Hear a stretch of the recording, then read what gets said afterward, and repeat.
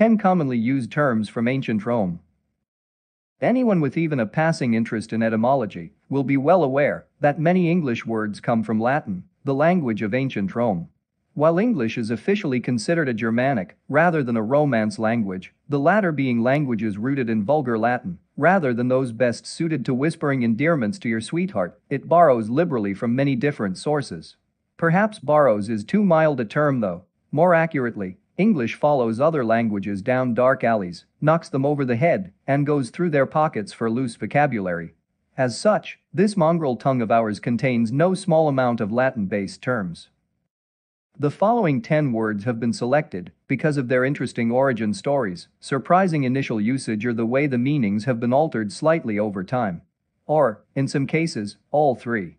While by no means exhaustive, these are some of the more noteworthy terms from ancient Rome still used today. Number 10. Decimate. The term decimate as used today refers usually to a significant defeat or the loss of a large but unspecified number, as in the plague, decimated the population of Europe.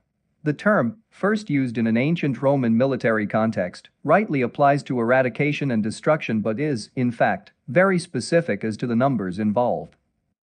We all know that the prefix dec refers to the number 10, hence terms like decade and decimal. As such, decimation refers to reduction by a tenth, which is exactly how it was used as a punishment in the Roman legions. Military units that mutinied or were otherwise thought to have underperformed in battle were decimated. 1 in every 10 soldiers were selected at random and put to death in the most gruesome manner possible by being beaten to death with sticks by their comrades. Not the best way to go, to be sure, but this method of punishment, by being entirely random, encouraged soldiers to not only give their best by way of loyalty and performance, but also to encourage their fellow troops to do the same. It proved largely successful, given the formidable reputation of Roman military might at the time. It was also probably considered to be a fair measure by the soldiers themselves. At least by 9 out of every 10 legionnaires, anyway. Number 9. Circus. One generally associates this word with either performing animals and acrobatic acts or large family gatherings, and while the modern circus as we know and love it today came into being in England during the 18th century, the term itself is of far older origin, dating back to ancient Rome. Now, circumventing a lengthy explanation of the derivation of the word, suffice it to say that it has the same root as circle and, accordingly, simply refers to something round. Ancient Roman amphitheaters were thus called circuses due to their shape, and circus arenas today are similarly spherical, with the leader commonly referred to as the ringmaster. There the similarities end, however, as the Roman variety was used to stage blood sports, such as chariot racing and gladiator fights. Not exactly the ideal place for a family outing, then. Some modern circus traditions are a holdover from those times though, such as employing the use of trained animals. Some people condemn the circus industry for the treatment of their non-human performers, and rightly so. In ancient Rome at least the lions got to eat a man or two for their troubles. The most famous Roman amphitheater was the Circus Maximus, which operated for over 1,000 years. Given that it roughly translates to big round place, one has to imagine that the guy who came up with the name was not being paid for his creativity. Number 8. Urine. The English word urine, which, of course, refers to the liquid waste product produced by the kidneys, comes from the Latin urina. While the substance is largely considered useless today, that wasn't always the case.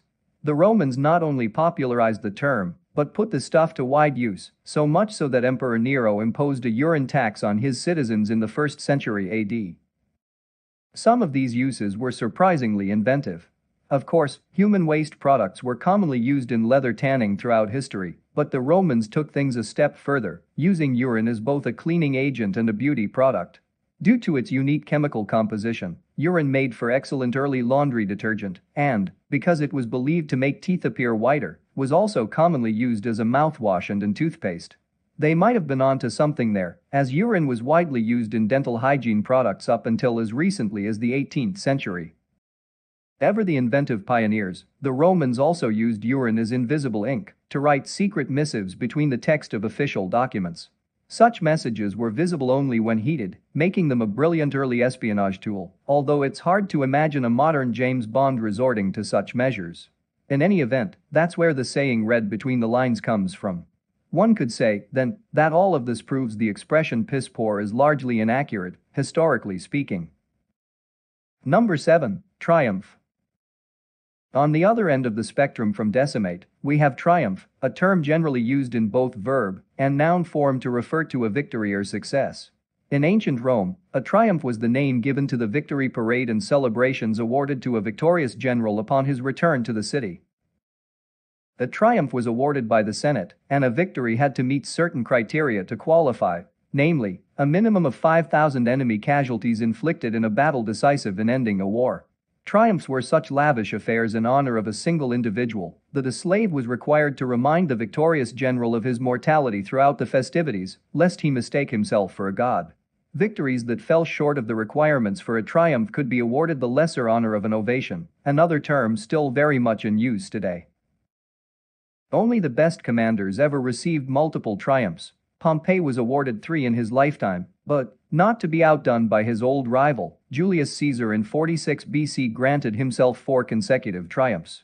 Incidentally, the last of these was for his victory over the Pompey-led opposing faction in the Civil War. Caesar's triumph, however, was short-lived, as he was assassinated only 18 months later for fear he was becoming too powerful, probably causing that mortality reminding slave the irrepressible urge to say, "Told you so."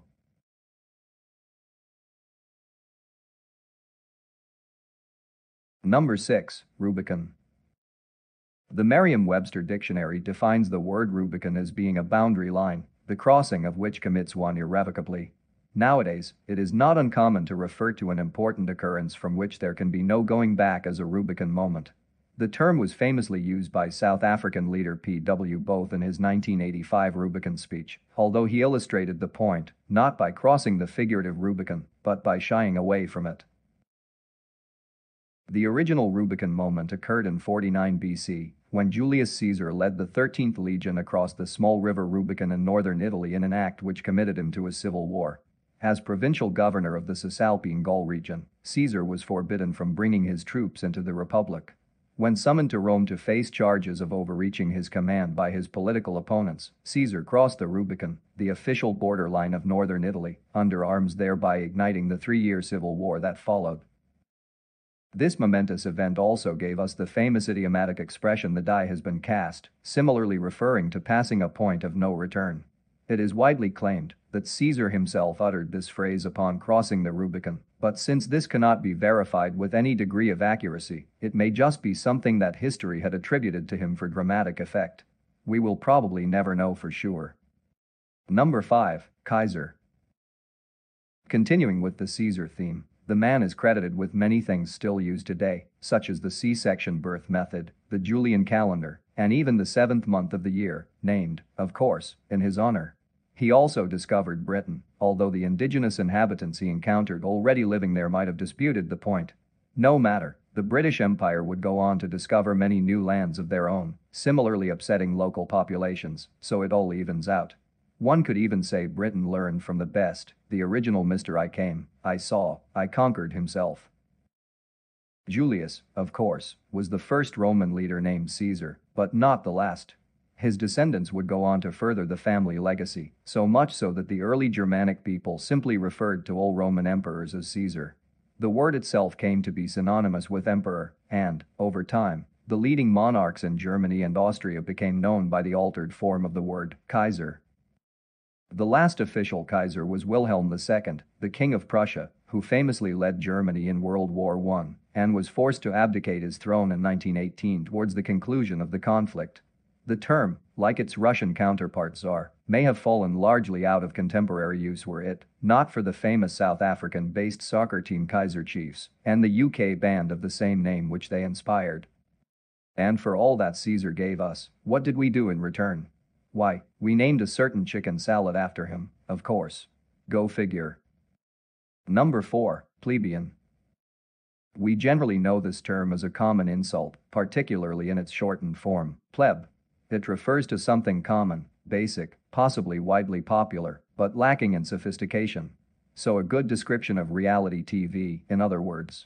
In 2012, British Conservative MP Andrew Mitchell was forced to resign amid the Plebgate scandal he ignited when he used the term to insult a group of policemen in a particularly colorful way, which I shall refrain from repeating here.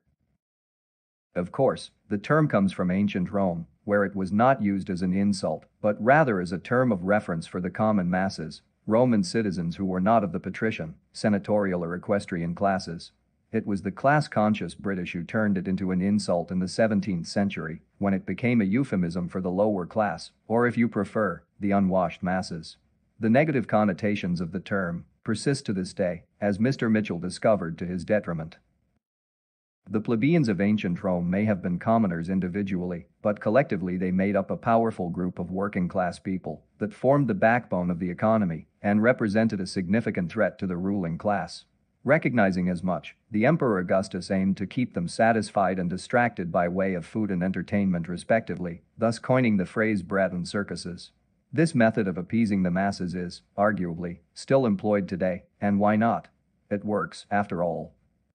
Number 3. Salary. This has to be one of every employee's favorite words, right up there with Friday, weekend and raise.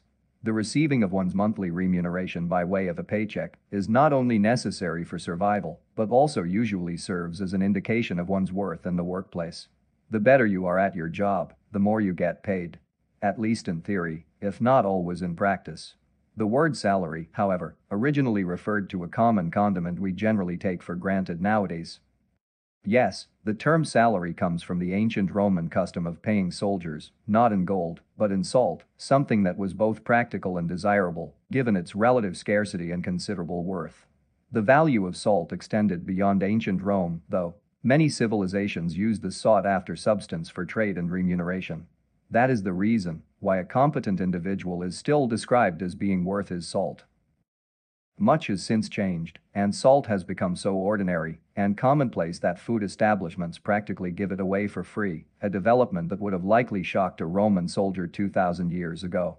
Sodium is generally something medical experts advise limiting in a healthy diet, and I for one would be thoroughly unimpressed if my boss decided to pay me with a bag of salt at the end of the month. Still, the term remains, if not the custom itself. Number 2. Fascist. While one could argue that it was Benito Mussolini who put the dick in dictator, the term itself, which means ruler with absolute power, came from his illustrious forebears in ancient Rome, as did the term fascism, that political system of which dictators are so fond.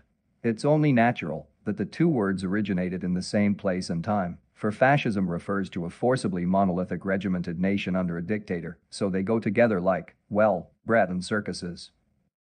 In Roman times, the fasces was a bundle of rods tied around an axe and was carried by the magisterial attendants known as lictors as a symbol of law and order. When carried inside Rome, the axe was removed to represent the right of the people to appeal a magistrate's rulings. An exception was made in the case of dictators as well as generals celebrating a triumph. This symbol became synonymous with absolute authority and is believed to be where the term fascism comes from. So Mussolini wasn't exactly reinventing the wheel with his brutal leadership style, but he knew that, in a nod to his ancestral roots, his fascist party, established in 1919, bore as its symbol the traditional Roman fasces, after which it was named. After all, that it may be a bit anticlimactic to learn that the term simply means bundle in English, which sounds far less menacing than fascist, and its brutal origins in Mussolini's extreme left-wing principles. And finally we got to see the number 1, testify. Given that the Romans largely developed our system of law and order, it's unsurprising that modern legalese abounds with Latin terms.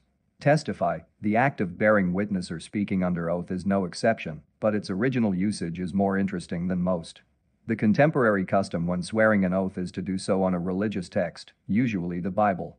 Of course, that wasn't an option in ancient Rome, and, while they had a whole pantheon of gods to select from, they chose to instead swear on something perhaps a little closer to home. One common theory is that the word derives from the Roman custom of swearing an oath on one's testicles. Now, this is not 100% verifiable, and many opinions to the contrary exist. One such argument cites the fact that the word comes from the Latin testis, which means witness. The counter-argument here is that the part of the male anatomy in question was so named because it bore witness to one's virility. Indeed, the custom of swearing on the testicles, as nuts as it sounds, can be found in the Old Testament. It's unlikely we will ever know for certain one way or the other. But the issue raises some interesting questions, like, shouldn't we still be doing that? I mean, being tried for perjury for lying under oath is nothing compared to risking the old family jewels. We don't know what happened to Romans who fabricated testimony, probably because no man in his right mind would have risked doing such a thing after taking the sacred oath. See? It's nothing if not effective. Getting back to reality, clearly, the idea would never work today. Apart from being barbaric and excluding women, it's also blatantly sexist, and we can't have that. Still, it's fun to imagine. Thank you for watching. Subscribe if you enjoy this